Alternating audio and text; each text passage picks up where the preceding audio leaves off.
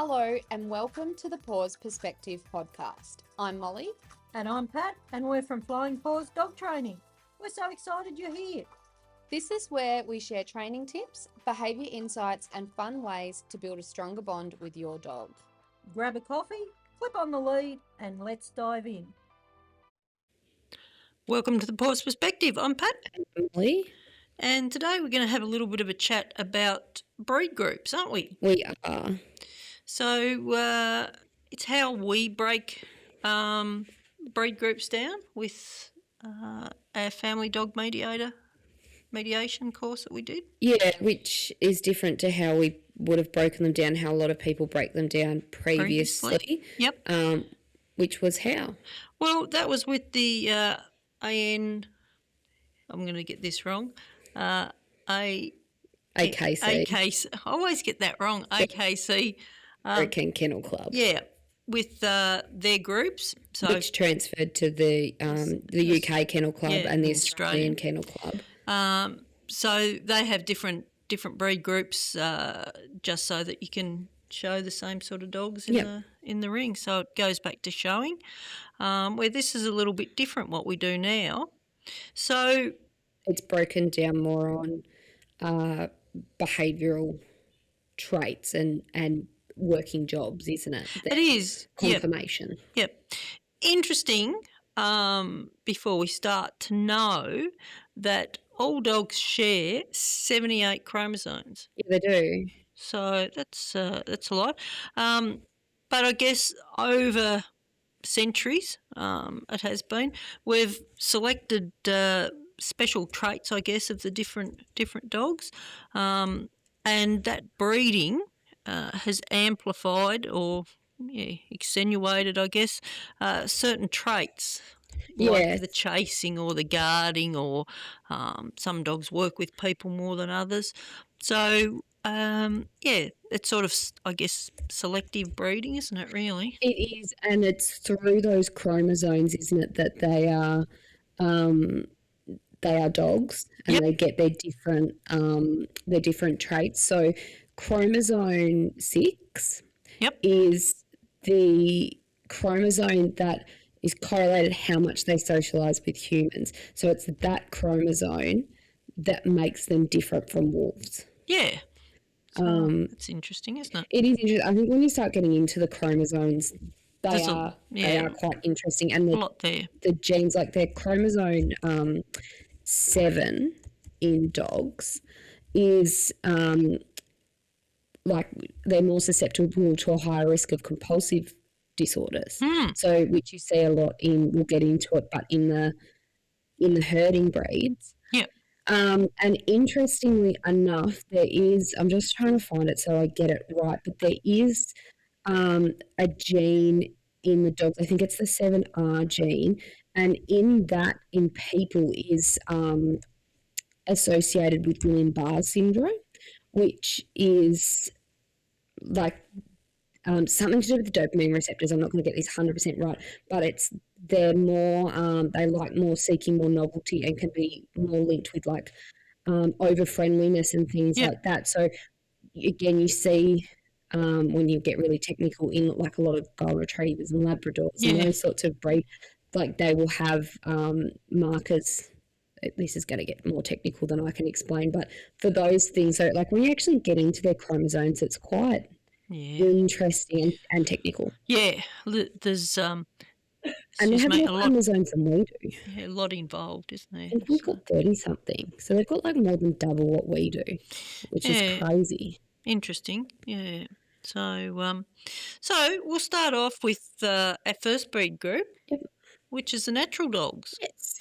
So they're a bit of a wild at heart type dog. They are. They're sort of the closest, I suppose, to wolves, if you're going to say anything's close to a wolf, aren't you? They're sort of the first dogs that became dogs. Yep.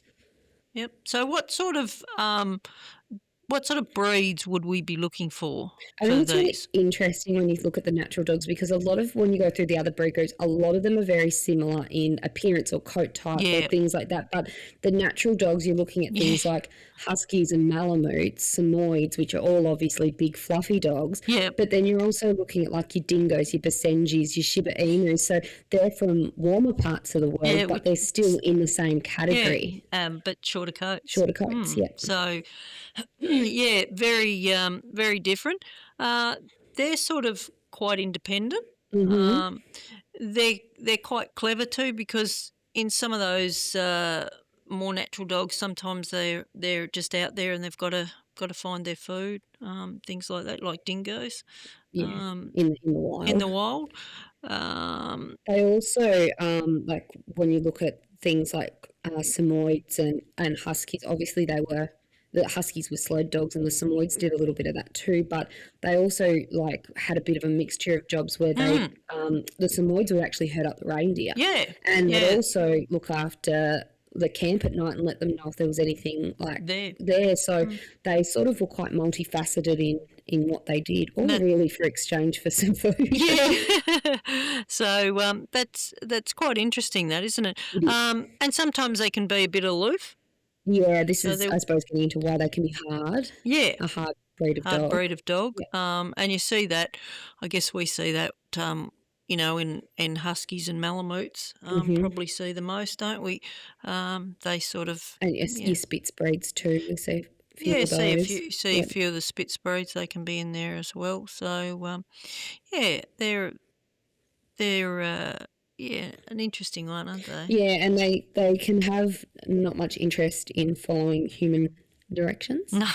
And sometimes in some of the breeds, because they originated to be out in the elements for a long time, possibly without a lot to eat, they can be not super food orientated. Yeah, which we see again in some of the breeds we have, especially the huskies and malamutes, things like that. Sometimes they can. Yeah. But often they're not that keen. Yeah.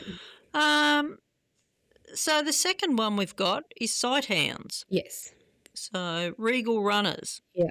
What are we looking at when we think about a sight hound? Well, we're looking at greyhounds, whippets, salukis, borzois.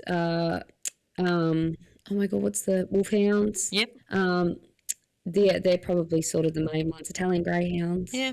That they all fit into the sight hound category, and as you said, they like to run. They do, but then they're interesting because often they're quite gentle and they're quite relaxed at home.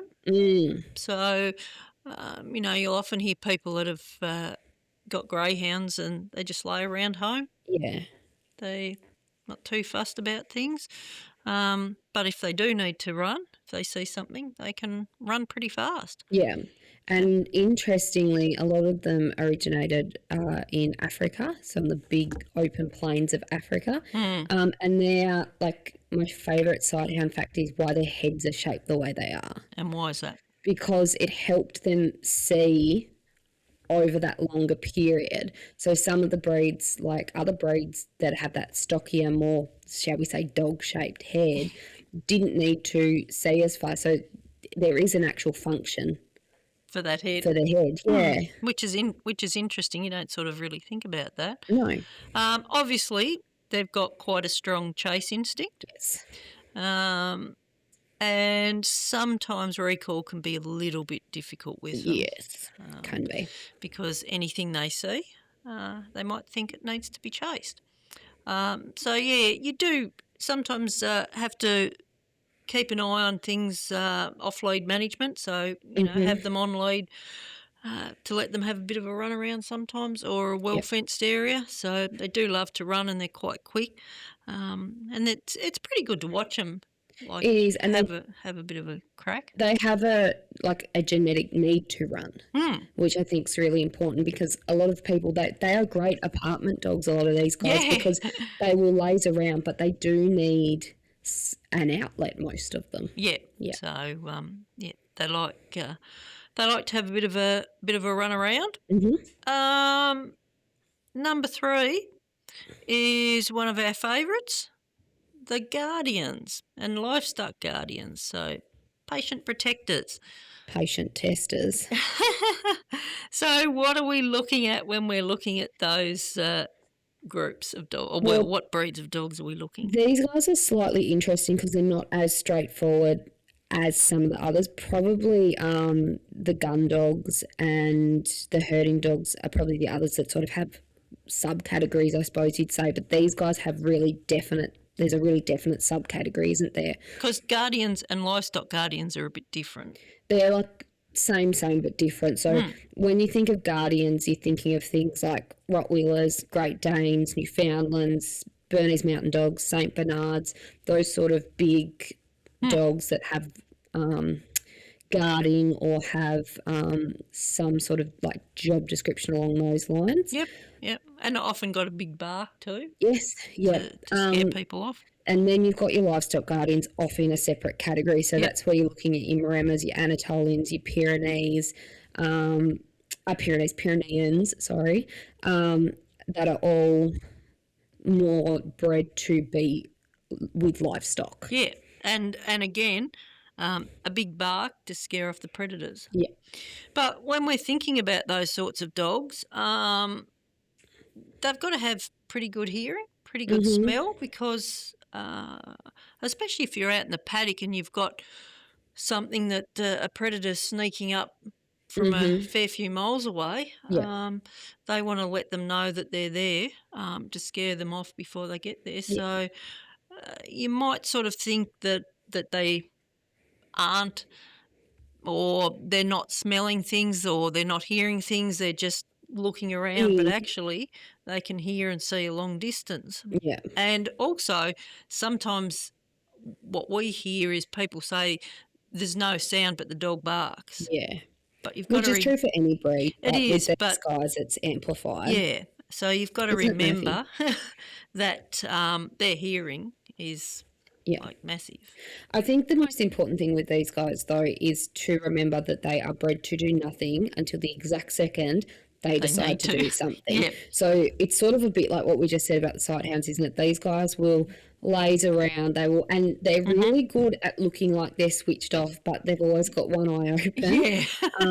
Which is just why in case they're better working, which we'll get into this with some of the other breeds too, but they are designed to sort of work in a pack. Yep. And they're designed to be, someone might be having a nap and someone else is... keep them watch. Yep, and they are or can be slightly more nocturnal. Yeah. Because that's when a lot more of the predators are going to be out. When we talk predators with these guys here, which we've brought them out, actually before I go into that, I think it's really interesting. We do get a lot of... livestock guardians especially, don't we? And I think it's really important to point out while we're talking about genetics. So Maremas came out to Australia in the 1980s. From? Italy. From, they originated, their Maremma Abruzzios is their Italian name. Meramano Abruzzios, sorry, and they're from the Maremma and the Abruzzi regions. I've probably butchered that, but in Italy. So they came out 40 years ago. To be livestock guardian dogs. Yeah. They didn't come out to be pet dogs. They came out to work. And they have integrated into pet homes. But they have probably more so than a lot of other breeds closely rooted to the jobs they were originally designed to do. Yeah, definitely. And those genetics in Italy date back 2,000 years. Yeah, so you got a fair bit happening there. You've got a lot of history, a lot of genetics ingrained. And then, why is it barking at the backyard? Why is it, not listening to me? Because their job description is to think for themselves. Yeah, and that's one of the big things, isn't it? Yeah, and when we brought them out to Australia, we were looking at things like foxes, eagles, low key, really, in the big scheme of things. A lot of these guys in Italy were fighting off wolves, bears, quite big things. So they are they can be serious about their jobs. Yeah, Yeah. yeah. Which is why they're bred for. But they are independent thinkers. They're bred to think for themselves. Because if you're out in the paddock, you can't like get your mobile out and ring someone and say, "Hey, boss, what should I do?" They've got to make a decision for themselves. So if you want them as a pet dog or more a pet dog, you need to step up. Yeah. And they need to have respect for you. Otherwise, they're going to say, well, you're not coping with the job, I'll take over. Yeah, basically. I think what's really interesting too is a lot of the dogs that we do bring into our home are the herding dogs, the gun dogs, Yep. that are bred to be biddable and Yeah. bred to be work with us and be directed by us, where these guys are the total opposite end of the scale. Yeah. And they have literally no part of the prey sequence. It has been bred right out of them. This is both of those things is why they get called stubborn. Yes. And like this is probably slightly controversial depending on who you talk to. I would say to a degree they are. Yep. I don't think it's right to call every dog stubborn. No, definitely not. But I think these guys, and I was talking to someone not long ago with a Bernese Mountain Dog, and she said he is stubborn, and it's sort of slightly in their job description to be a little bit pig-headed and go, well, I don't think that's the right thing to do. Yeah, if they think they're right, well, if you're out in the paddock, you've got to back what you think and go with it. And it can be really hard to change their mind. Yeah. But yeah, I mean, I could go on about these guys all day. They're very, especially the Maremas, are very cute and fluffy when they're puppies, aren't they? That's what sucks everyone in. But we don't see as many Anatolians and Pyrenees. Do see some Pyrenees on the mainland, but not much over here. There was one that used to be in Devonport. We used to see it walking occasionally. But yeah, it's more Maremas. More Maremas, yep. Then we've got our little toy dogs. Yes. So they're little companions. So what sort of dogs are we looking at when we think of toy dogs? So we're thinking of things like Cavaliers, Chihuahuas, Maltese, Pomeranians, toy poodles. They're probably the main sort of ones. Maltese Shih Tzus, they're quite popular, aren't they? And the interesting thing about these guys is they all have genetic history somewhere else. Yeah. They have been bred down to a smaller size, but a Cavalier has Spaniel roots. A toy poodle has gun dog roots. So for the most part, they have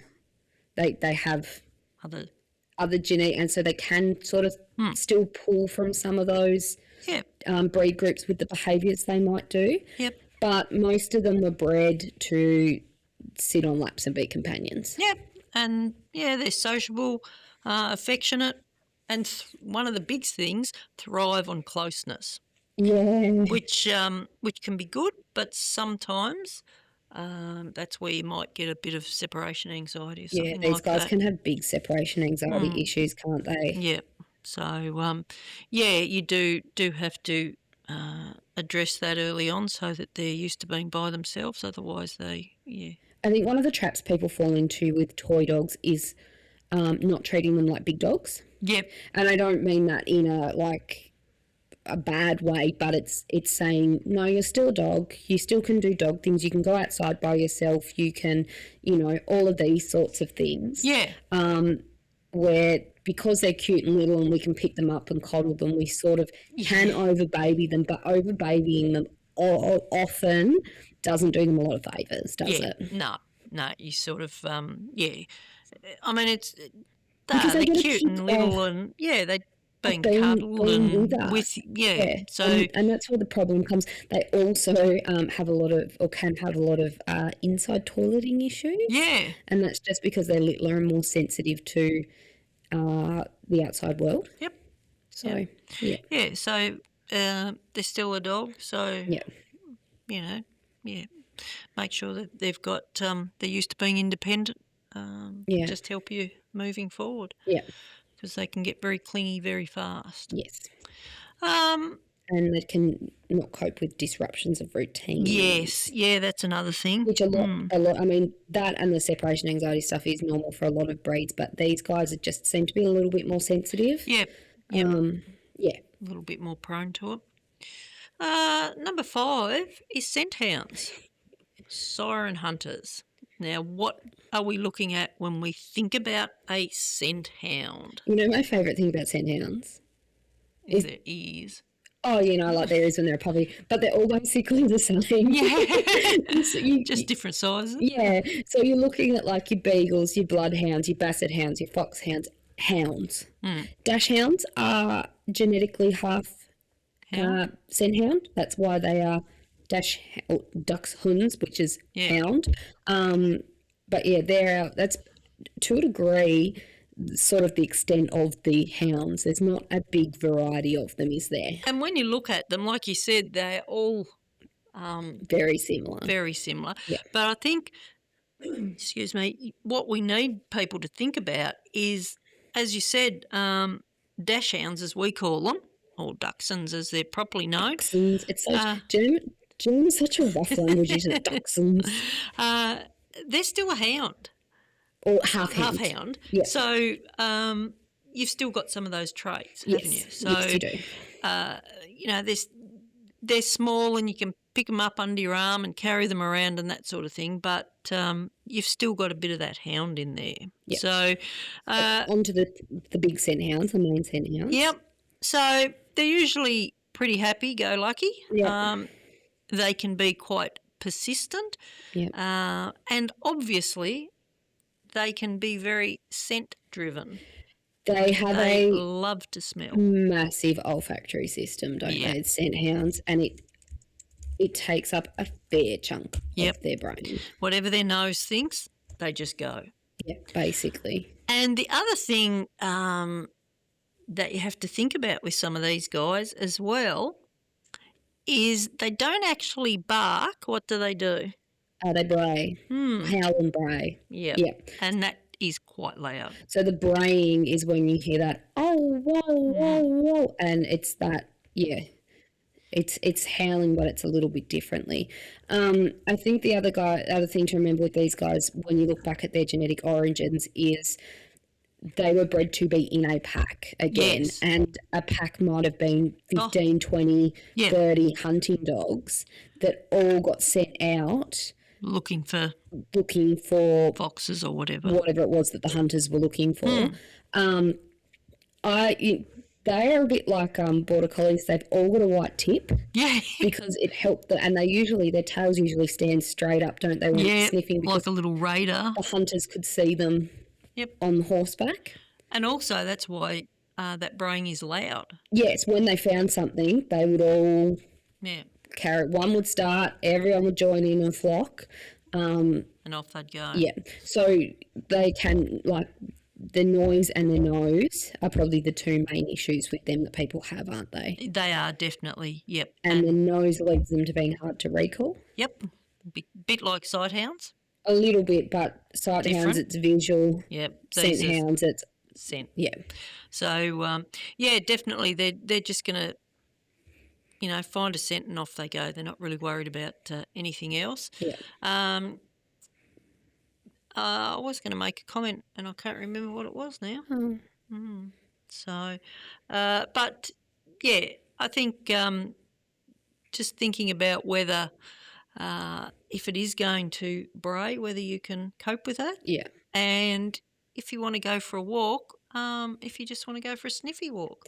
But you can get them going. We've seen you can seen them, going quite well, walking with you. I think it's really important to remember that a lot of dog breeds, obviously, but these guys especially see the world through their nose. Yeah. So expecting them not to sniff on a walk or anything like that is like expecting us to walk around blindfolded. Yeah. It's a really, really important thing for them. Yep.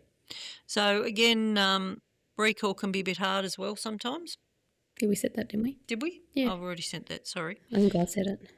Yep. So long lines can be helpful. So yeah, they're an interesting one. Again, like a lot of pups, really cute. Those big floppy ears, big eyes, quite gorgeous when they're little pups. But yeah, then they grow up. Yeah. Interesting. Don't really see bloodhounds very often, do we? No, or bassets. No, I don't see bassets very often I either. do love a basset hound. Yeah. So the big and the small ones, Yeah. you don't see much. You get sort of the in between ones. Oh, you get the real little half ones, dash hounds. So, yeah. So they're an interesting one again.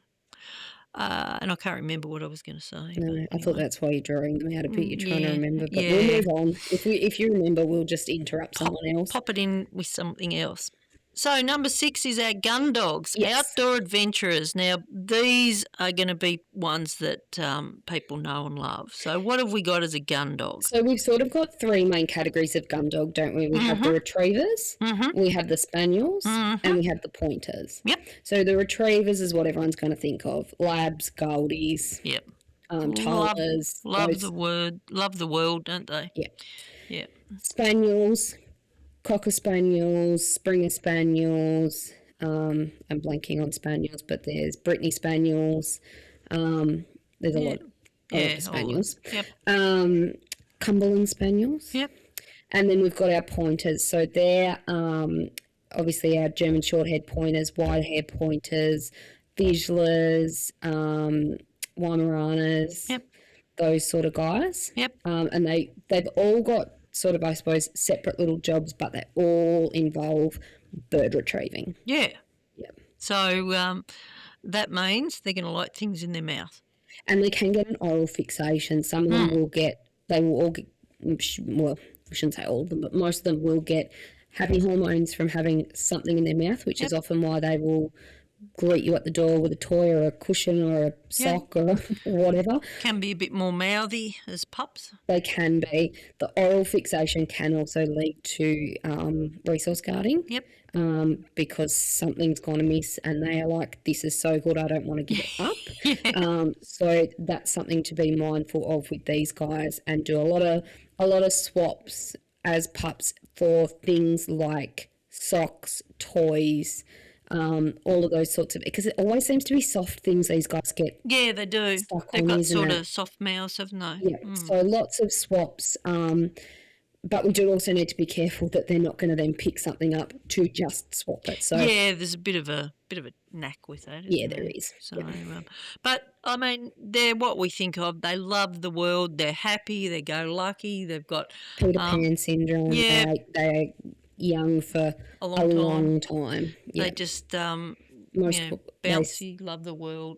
Yeah, they say most won't grow up till they're about 3 or 4, don't they? So Definitely. So, they're can be very boisterous and happy. Yeah. And they're what we think of when we think of those dogs. and they're another breed group that's bred to work with us. Yeah, Yeah, very and much. don't just run out and get the bird. Wait, I'll tell you to Yeah. go and get it. So yeah. Number 7 is terriers. So they're a bit of a go-getter. Yes. And what are we looking for? Breeds. Yeah, when we think of terriers. Jack Russells, Fox Terriers, Bull Terriers. Sorry, not Bull Terriers. Bull Terriers are some bulldogs. Border Terriers, Schnauzers, Westies, Scotties. Yep. They're our main sort of terriers. Ones that we see. Yep, can terrier as well. Thrown Oh, in we there. can terrier. We do like can Yep. terriers. Yep.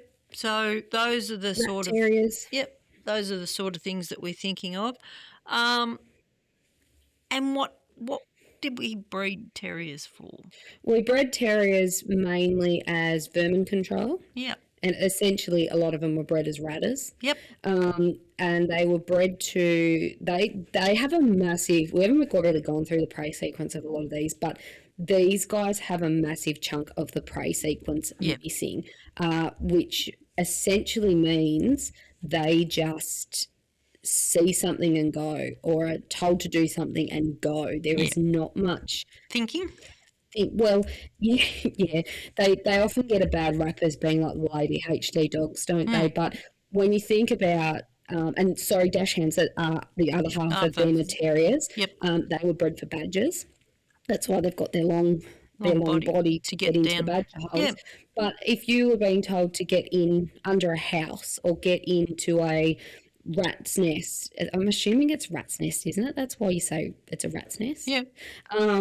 And those sorts of things, they can't go in there and come across something bigger than them or come across 30 of them and there's one of you, or 50 Yeah. of them and there's one of you, and go, Oh, no. oh, sorry, I think I've taken a wrong turn. I'll just back up now. So they are goey. They do have a strong chase instinct. Yeah. So you'll see that on, possums, birds, all of these sorts of things, and they will appear not to think. Their brain just goes bang, go. Yep. 0 to 100. Yeah. I obviously had a terrier, and he was fairly for a terrier on the more chilled out side, but he did like to chase our rabbits. Yep. The wild rabbits. Yep. And he one day, he didn't actually, he was really good. He'd never leave our property too much, but there was a rabbit one day and it ducked under the fence and he just went with it. He chased it into this bit of ag pipe. I've told you this, haven't I? And he was like, the rabbit was running, run to one end of the ag pipe. He'd run round and meet it at that end. Then he'd run back and meet it. And this poor rabbit was just going backwards and forwards in about 5 metres of ag pipe until it just gave up. But I think the interesting thing with them too is when something's dead, it's boring. It's over. Yeah. This is why they gut toys. Yeah. They like ripping the squeaky bit out. Yeah. Once they've got that, Yeah, and job's done. Dudley was great at that. He would kill a toy in about 30 seconds and then be like, "Phew, that was great." Yeah. And I used to always get told, "Why are you buying them for?" He just rips them up and leaves them. But he thought it was the best thing ever. So, You do have to watch them around pet rabbits, chooks, all those sorts of guinea pigs, small animals that we keep as pets. yep, They because might not be the best breed to live with some of those. but cheap toys, Mm-hmm. and just let them do what they like doing, ripping them apart. Yeah. So Yeah. that can be fun. They do like digging as well.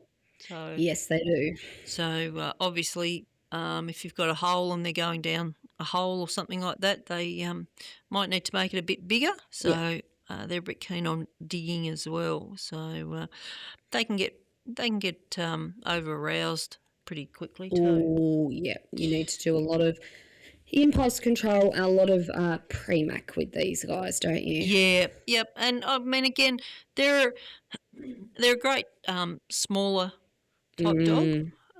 So a lot of people get them because they're a good size, but you just have to remember they are a terrier.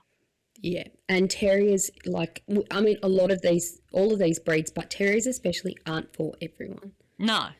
Especially if you've had other breeds of dogs that are a little bit more biddable, you might find them, they're not all like this, but you might find them trickier. Yeah. Because they want to do what you want. They just sometimes have another agenda. Yeah.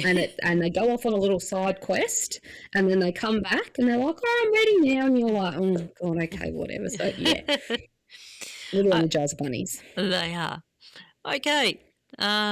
Number 8, bulldogs, the entertainers. Yep. What sort of dogs are we looking at, or what breeds, when we think about bulldogs? I think bulldogs is one that people will just picture when you say bulldogs, isn't it? It's the same with probably scent hounds is probably the same too, but bulldogs is sort of what it says on the tin, isn't it? Yep. It's your staffies, English and American. It's your boxers. It's American and English bulldogs, French bulldogs, Bostons, mastiffs are in a bulldog, or some mastiffs are in a bulldog category, some are in a guardian category. So that's probably. Yep. Have I missed any obvious ones? No, I don't think so. I think that's about it. I think the interesting thing with these guys, which we just touched on briefly with the terriers, but these guys either have or can have an entirety of a prey sequence or no prey sequence. Yeah. And in a litter, you can see one's got everything, one's got nothing, this one's got bits and pieces, that one's got bits and pieces. So these guys, maybe possibly more so than other breeds within a breed, can be a real, what's the word I'm looking for? Like a wild card as to what you're gonna get, behaviours you might get. Yeah. And obviously, when you look at them, they're bred for strength. They're often quite big in the front end. So I mean, essentially, they were bred to be a lot of them fighting dogs, Yep. weren't they? yeah, they were. England, Yep. I think. Yep. So yeah, they are. They're little powerhouses, really, aren't they? A lot of them. They are, and they're. rough. I was just going to say their play style is often rough, so they seem to enjoy playing with the same type of breed. You know, they sort of know how to play. Can be a bit too much sometimes for other breeds that aren't used to that full on roughness. Yep. So that's something that you need to watch if you've got different breeds. I think without getting too controversial with these guys too, there has been a lot of talk recently across the world about breeding standards. Yep. With some of these guys, mainly the bulldogs themselves. And I think it's going to be interesting to see where that goes. And that's because of their nose. Yeah, the bracky breed. So, and it's not just bulldogs. Like cats can be in that category. Yeah. Pugs can be in that category. So, there are a few. But yeah, it's looking at ethical breeding, so they can actually breathe properly and things like that. So, Frenchies. They're a big one with that, aren't they? So they get some quite little squashed in faces. So, yeah, being able to breathe is a big one. Yeah, but these guys are affectionate and goofy, and they just like want to play and muck around. They love people. Get frustrated because they just want to get to someone, yeah, don't they? Yeah, and play and but it can be pretty intense. And quite often, if there is an altercation, let's say, with them, not always, but most of the time, they don't start things. Yep, but they might finish it just because they are so strong that if they do decide to go, no thank you, that's where you see the problems with these guys, and that's probably where they can get a bad rap. Yeah, and it's just they have got a strong jaw, and if they that was bred to or designed to hold on. Yeah. So when they were fighting, big things. Yeah. So but they have moved a long way from that now. But those traits are still not traits, sorry, bone structure and everything is still there. Yeah. So but yeah, they pretty much love everyone and get pretty excited and sometimes a bit frustrated at the same time. Number 9, herding dogs. So the working wingman. Yeah. What are we looking at with We're looking at herding border dogs? collies, Australian border collies, kelpies, Australian shepherds, corgis, coolies, bearded collies, Smithfields. All those sort of ones. Yeah. I don't think all the ones that you... shepherds. Yep. Shepherds, German we shepherds. should point out, are in the herding. which is, German shepherds, Belgian shepherds, Swiss shepherds. They are all in a herding category. Yeah. But a sort of subcategory. Yep. In that they do have stock backgrounds.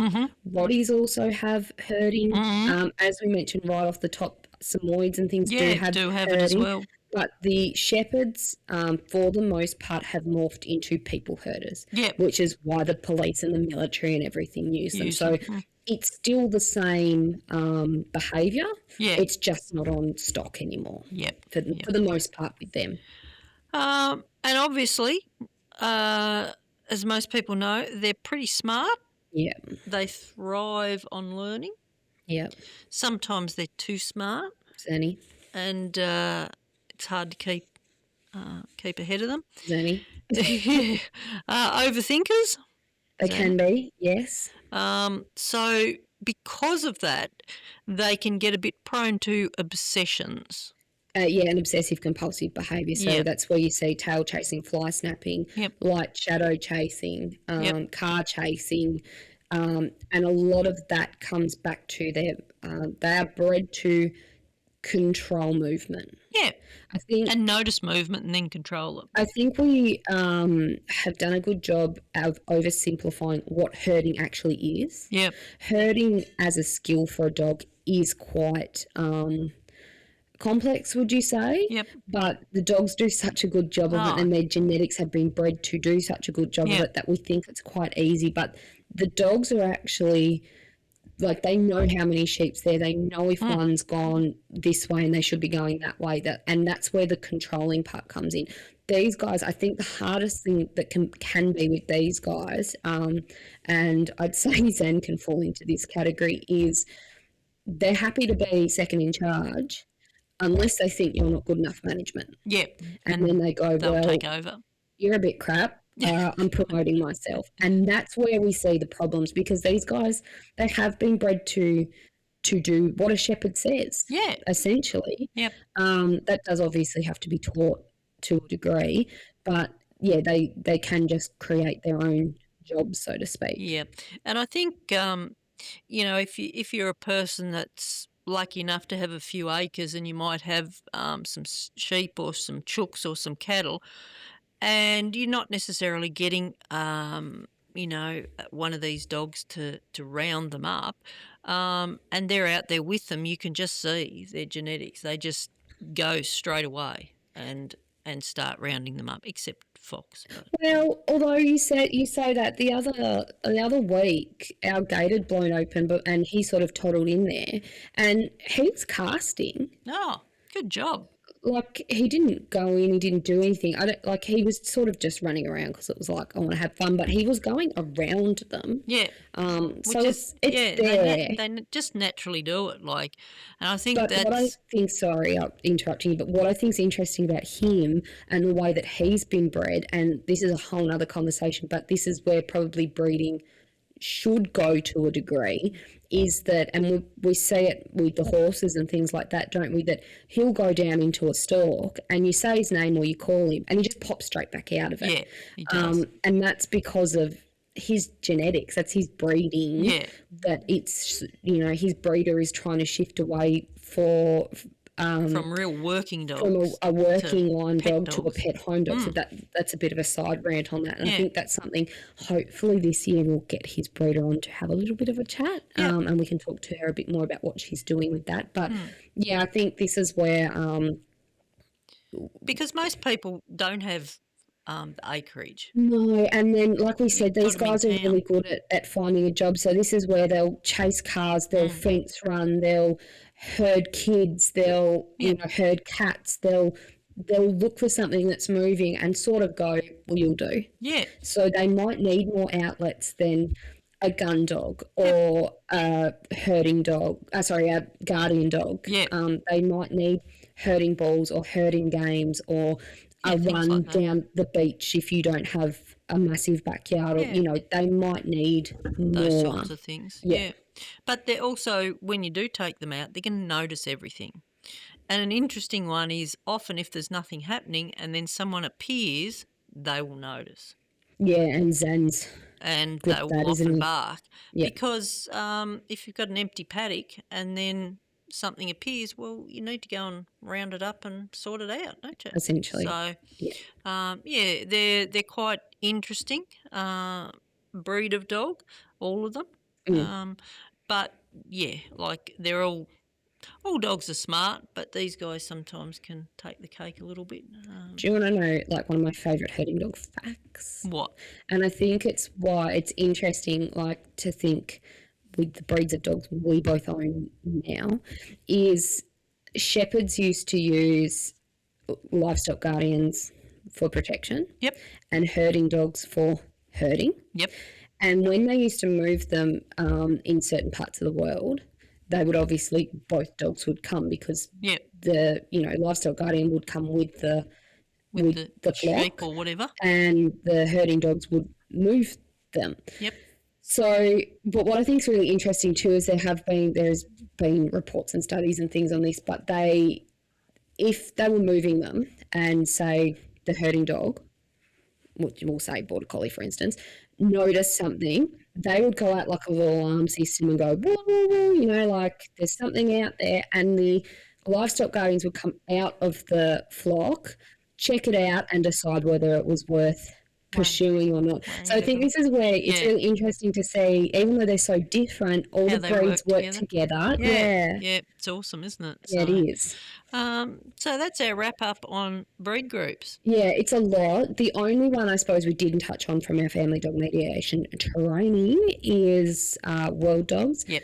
They are probably important to mention, but we don't really have them here. No. So your world dogs are your literally mixed breed, if you want to call them street dogs. Yeah, so they just live on the street. So you see them a lot in Mexico, Central Asia, Those sort of places. those sort of places. There's no real genetic history. There's no real. They like people, but they're not. No one's feeding them 2 times a day. They're often scrounging for their own food. They're hanging around people because that's where they get their food, but yeah. they're not with the people. So, there is that Not one in a as well. house. No, Yeah. not in a house. But And we don't really We see don't them really here. have that. Most of our street dogs get taken to some sort of rescue. So, yeah. Yeah. So, interesting. And genetics play a big role in our dogs. They do. I think, like we said back in our family dog mediation podcast, it is not more important than any other part of the dog, but it's a big topic to dive into because it's so diverse. Yeah, it is definitely.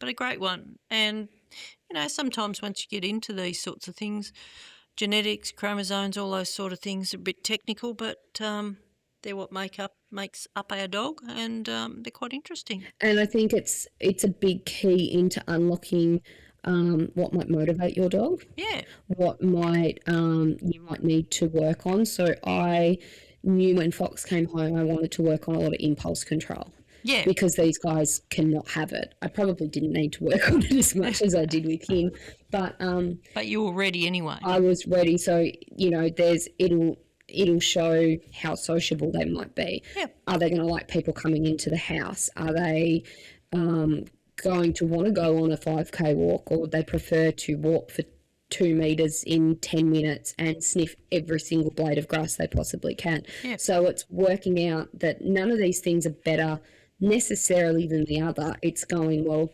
this suits my lifestyle, this doesn't. Yep. And how I can make what the dog wants work for both of us. Yeah, it's a big thing. So, because if you want to go for a 10K walk and you've got a beagle that wants to sniff for 10 metres and check out absolutely everything it can, it's going to take a while. Well, you're going to get frustrated. Yeah. So, yeah. So, it's an interesting thing to have a look at what breed you're thinking of getting, why you're getting it, and look at its genetics. And then go from there. Yep. Awesome. It's a big topic. Yeah, it is. Yep. Big, Foxy. We could do a bit more on it, but maybe we will later on at some stage. Yeah, we'll see how it goes. Yep, but it's a good one. That's it for today. Don't forget to give us a 5-star review if you've enjoyed it. Yeah, and follow along. Yep. If you'd like to be notified when each new episode drops on a Wednesday. Yep, that'd be great. We are pre-recording this because we're getting all of our January ones done early so we can have a good break over Christmas, which will be and gone and by the time this comes out. But we do have a couple of guests lined up that I'm hoping to get into February. Yeah, that'll be good. So stay tuned because there should be some exciting guests coming up. I did drop one in this. The other, I might keep a little bit of a secret. Sounds fair. Have a good one. Bye. You're going to go.